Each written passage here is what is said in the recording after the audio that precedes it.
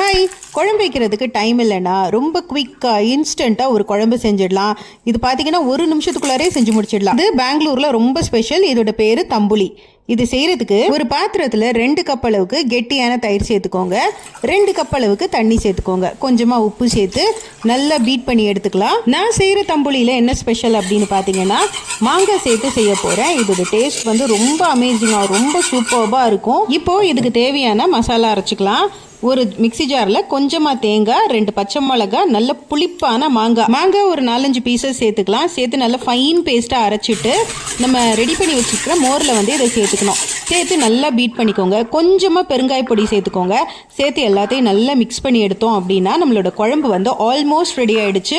இப்போது நல்லெண்ணெயில் கொஞ்சமாக கடுகு கருவேப்பிலை சேர்த்து தாளித்து இதில் கொட்டிட்டு நல்லா மிக்ஸ் பண்ணி எடுத்தோம் அப்படின்னா ரொம்ப ரொம்ப டேஸ்டியான தம்புலி சூப்பராக ரெடி ஆயிடுச்சு. நல்ல சுட சுட சாதத்தில் தம்புலி சேர்த்து சாப்பிடும்போது ஃபேண்டாஸ்டிக்காக இருக்கும். இதை மட்டும் ஒரு வாட்டி செஞ்சு கொடுத்தீங்க அப்படின்னா நான் சொல்ல வேண்டாம், நீங்களே இதை ரிப்பீட்டடாக செஞ்சுட்டே இருப்பீங்க. ஏன்னா அவ்வளோ டேஸ்ட்டாக இருக்கும். இந்த தம்புலி மஸ்ட் ட்ரை. கண்டிப்பாக ட்ரை பண்ணுங்க.